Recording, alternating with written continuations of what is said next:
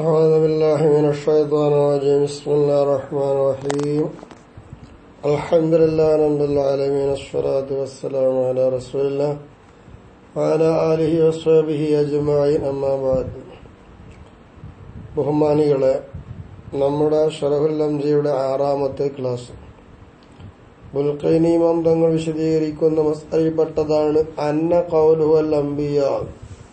അംബിയാ എന്നൊരു വാക്കുണ്ടല്ലോ, അംബിയാ എന്ന് പറയുന്നൊരു വാക്കുണ്ട്. ആ വാക്ക് എന്തൊക്കെ ഉൾപ്പെടുത്താമെന്ന് നമ്മൾ പരിശോധിക്കണം. കൈഫ തർഖറുഖിയകൽ അംബിയാഉ എന്ന് പറഞ്ഞിടത്ത് അംബിയാ, ആ വാക്ക് യശ്മലു മൻ ഉരിഫ മിൻഹു മാലം യുറഫ്, അറിയപ്പെട്ടവരും അറിയപ്പെടാത്തവരൊക്കെ അംബിയാക്കളിൽ പെടും. അറിയപ്പെട്ടവരുണ്ട്, അറിയപ്പെടാത്തവരുണ്ട്, ഒക്കെ അംബിയാക്കളിൽ പെട്ടതാ. അത് അല്ലാഹു തആല ഖുർആനിൽ പറഞ്ഞല്ലോ, മിൻഹും മൻ ഖസസ്നാ അലൈക വമിൻഹും മൻ ലം നഖ്സുസ് അലൈക. നബിയെ, അങ്ങയുടെ പേരിൽ നമ്മൾ ചരിത്രം പറഞ്ഞു തന്ന വിഭാഗം അംബിയാക്കളിലുണ്ട്.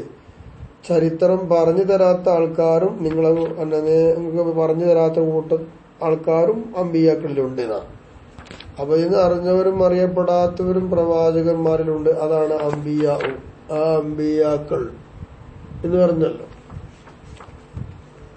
ഇനി വഖ്തലഫു ഫീ അദദി മൻ ഉരിഫ മിൻഹും, അംബിയാക്കൾ അറിയപ്പെട്ടവരുടെ എണ്ണം എത്ര എന്ന കാര്യത്തിൽ തർക്കമുണ്ട് പണ്ഡിതന്മാർക്ക്. വൽ മശ്ഹൂർ ഫീഹി മാ ഫീ ഹദീസി അബീ ദർറിൻ ഇൻദ ഇബ്നി മിർദവൈഹി ഫീ തഫ്സീരിഹി.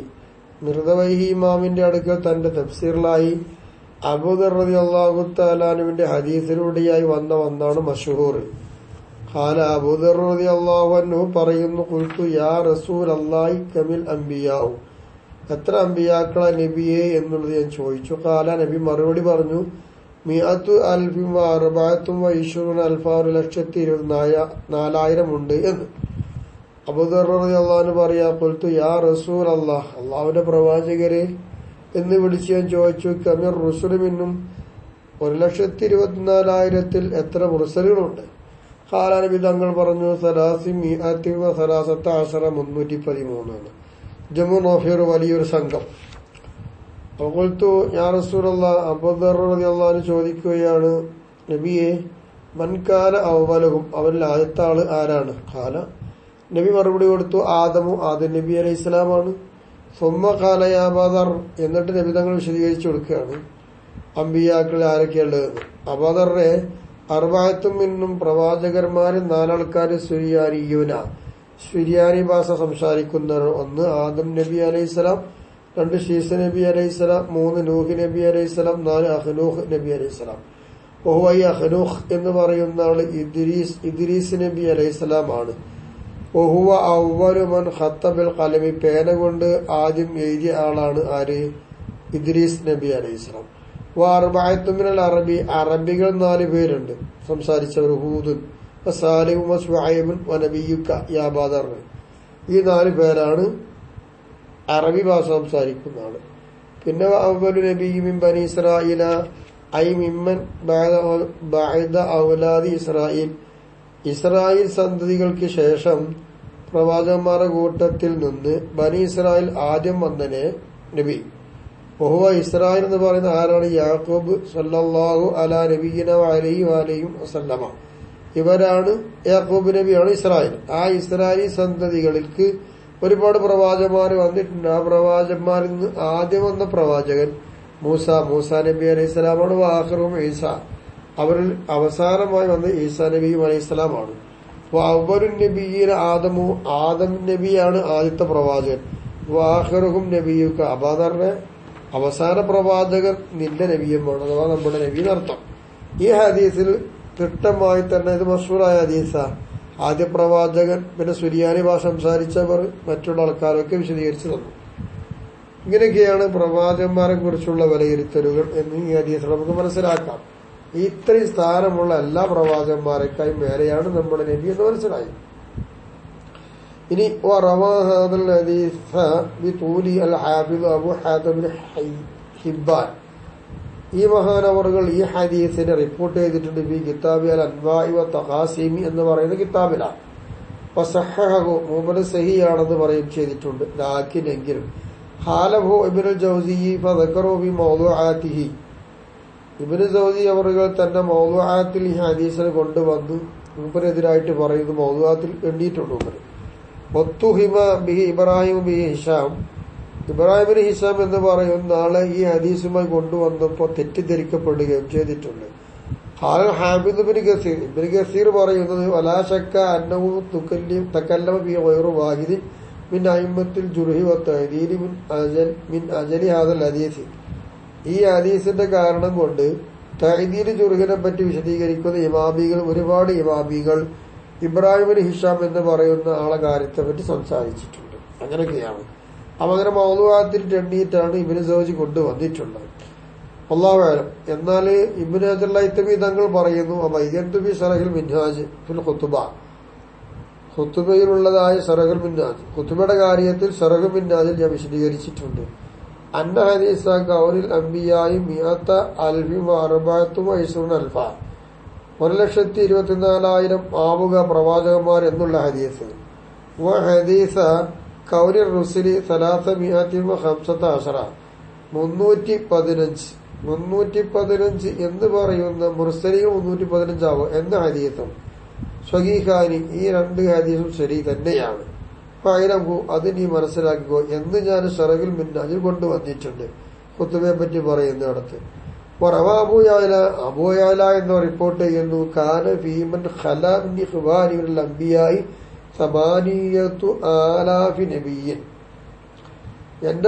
എന്റെ സഹോദരന്മാരായ പ്രവാചകന്മാർ, ആ പ്രവാചകന്മാർ കഴിഞ്ഞു പോയ കൂട്ടത്തിൽ ഒരു 8,000 പ്രവാചകന്മാരുണ്ട്. സുമ്മകാന ഈസബിന് മറിയം, പിന്നെ ഈസാ നബി അലൈഹിസ്സലാം, സുമ്മകാനത്തന, പിന്നെ ആ കൂട്ടത്തിൽ കഴിഞ്ഞ പിന്നെ ഞാനും. ഇങ്ങനെയാണ് മഹാനാനബിതങ്ങൾ ഈ ഹദീസിലൂടെയൊക്കെ റിപ്പോർട്ട് ചെയ്ത് കാണുന്നത്. അപ്പൊ അങ്ങനെ പ്രവാചക തുടക്കവും അവസാനമുള്ള ആരൊക്കെ അതൊക്കെ പറഞ്ഞു കഴിഞ്ഞു. അങ്ങനെ ഈ ഹദീസിന്റെ വിശദീകരണം കഴിഞ്ഞു.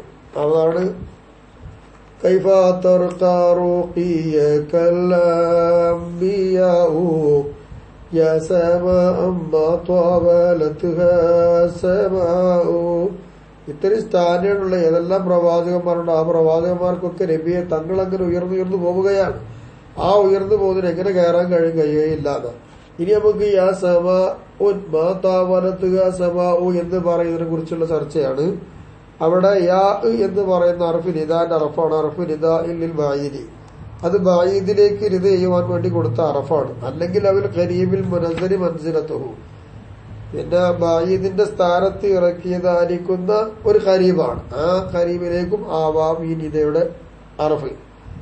ഹുന, എന്നാൽ ഇവിടെ യാ സമാഉൻ എന്ന് പറഞ്ഞിടത്ത് ഈ നിദാന്റെ അറഫ് ഇഷാറത്തുൻ സൂചനയാണ്. എവിടേക്ക് സൂചന എന്ന് വെച്ചാല് ഇലാ മുഈദി മർത്തബത്തി സല്ലല്ലാഹു അലൈഹി വസല്ലമ, നബി സല്ലല്ലാഹു അലൈഹി വസല്ലമ തങ്ങളുടെ സ്ഥാനമാണ് വളരെ അകലെയാണ്. എന്തിനെ തൊട്ട് അകലെ എന്ന് ചോദിച്ചാൽ നബിയുടെ സ്ഥാനമാനങ്ങൾക്ക് മേലെയാവാനോ അതിനോട് ചേരാൻ ആരെ കൊണ്ട് കഴിയില്ല, അത്രയും അകലെയാണ് എന്നതാണ്. ആ മുഈദിലേക്കാണ് ഇവിടെ യാ എന്ന് നിദ ചെയ്തിട്ടുള്ളത്. പിന്നെ സമാഉൻ എന്ന് പറയുന്നത് തൻവീൻ കൊടുത്തിട്ട് സമാഉ വൻ നസ്ബി, നസ്ബി കൊണ്ട് വായിക്കാം, സമാൻ എന്ന് വായിക്കാം. കാരണം സമാഉൻ എന്നുള്ളത് നിക്കറത്തും മൗസൂഫത്തും, അത് സിഫത്ത് പറയപ്പെട്ട നിക്കറ ആണ്, മൗസൂഫായ നിക്കറയാണ്.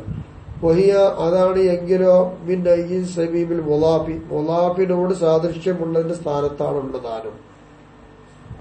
അമാ നിലക്ക് വരുമ്പോ തുൻസബു സമാഉൻ എന്നേ നസ്ബി ചെയ്യപ്പെടും. ലാവയറ, അങ്ങനെ അല്ലാതെ നസ്ബി ഉണ്ടാവുള്ളൂ. അല്ല അസഹി, അങ്ങനെയാണ് അസഹുള്ളത്.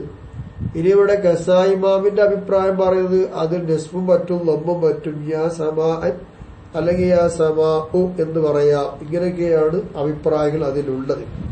ഇനി കൂടുതലായിട്ട് അതിൽ പറയാനുണ്ട്, ഒരുപാട് ചർച്ച നടന്നുകൊണ്ടിരിക്കുന്നുണ്ട്. അത് 83 പോലുള്ള പേജുകൾ, 83, 84 പേജുകൾ മറിച്ചു നോക്കിയാൽ നഹ്വ് ഖായിദയാണ്.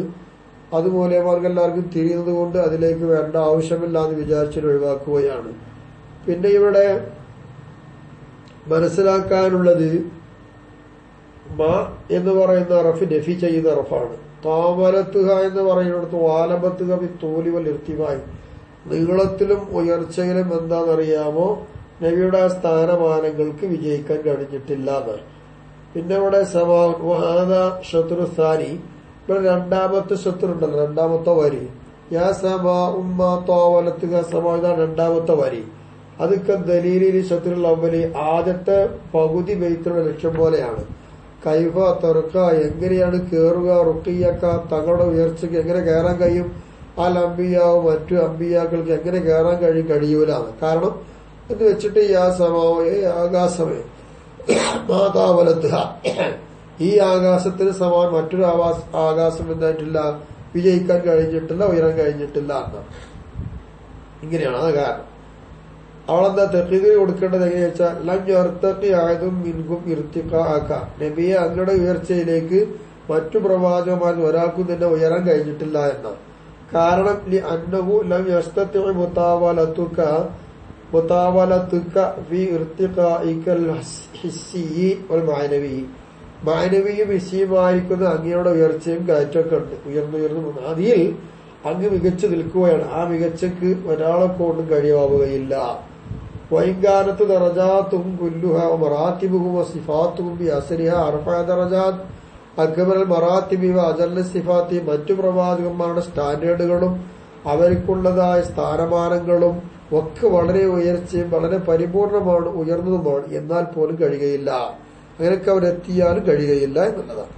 പിന്നെ കാലത്താല അള്ളാഹുത്താല ഖുർആനിൽ പറഞ്ഞിട്ടുണ്ട് ആ സ്റ്റാൻഡേർഡിനെ കുറിച്ച്, വലഖദ് ഇഖ്തർനാഹും അലാ ഇൽമിൻ അൽ ആലമീൻ, സർവ്വലോകരേക്കാളും എൽമിന്റെ മേൽ പ്രവാചകന്മാരായ ആളുകളെ നമ്മൾ തെരഞ്ഞെടുത്തു എന്നുള്ളതാണ്. ഇവിടെ ഈ ആയത്ത് എന്തിനു കൊണ്ടുവന്ന് ചോദിച്ചാൽ ആദികൾ ആയത്തു, ഇവിടെ ഈ ആയത്ത് സ്വരീഹത്തുൻ, അത് വ്യക്തമാക്കി തരുന്നതാണ്. ഫീ ഫദ്ലിഹിം അലാ ജമീൽ മലായിക, സർവ്വ മലായികത്തിനേക്കാളും ഉന്നസ്ഥാനം പ്രവാചകന്മാർക്കുണ്ട് എന്ന്. മാത്രമല്ല മരിഹാലത്ത്, സർവ്വ സൃഷ്ടികളെക്കാളും എന്നാണ്. ഇവിടെ ഇതിൽ ആലം ആ സിവല്ല, ആലം എന്ന് പറയുന്ന അള്ളാഹ് ഒഴിച്ച് ബാക്കിയൊക്കെ ആലം തന്നെയാണ്. വൈന്നമ ജുമിയ, നിശ്ചയമായിട്ടും ആലം എന്നതിന് ജമ്മാക്കപ്പെട്ട് അള്ളാഹുത്തല ജമ്മാക്കി. ജമ്മൽ ഒക്കലായിന്റെ ജമ്മോട് കൊണ്ടുവന്ന് ആലമീന എന്ന് പറഞ്ഞാൽ യാവനൂനോ കൊടുത്ത് ഒക്കലാന കൊണ്ടുവരാം. അത് തകലീബൽ ലഹു, ഒക്കലാവ് വയറു ഒക്കലാവ് ഇതിലുണ്ടായിരിക്കെ ഒക്കലായിനെ പരിഗണിച്ചിട്ടാണ് അങ്ങനെ ചെയ്തത്. പിന്നെ ഒന്നാമത്തെ സമായം നബി സല്ലല്ലാഹു അലൈഹി വസല്ലമ തങ്ങൾക്ക് വെക്കുക, രണ്ടാമത്തെ സമായം മറ്റുള്ള പ്രവാചകന്മാർക്കും വെക്കുക. അങ്ങനെ എന്ത് ചെയ്താണ് ഇസ്തിയാറത്തായി കൊണ്ടുവന്നതാണ്.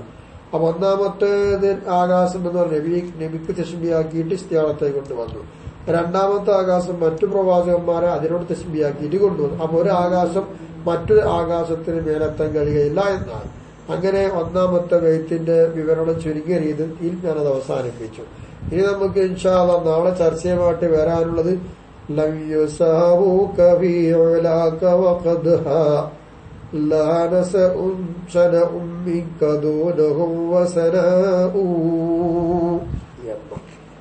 നാളെ നമുക്കത് വിശദീകരിക്കാം. അല്ലാഹു തൗഫീഖ് നൽകട്ടെ, ഖൈറാക്കട്ടെ. അത് നിങ്ങൾ പ്രാർത്ഥിക്കുക. അസ്സലാമു അലൈക്കും വറഹ്മത്തുള്ളാഹി വബറകാതുഹു.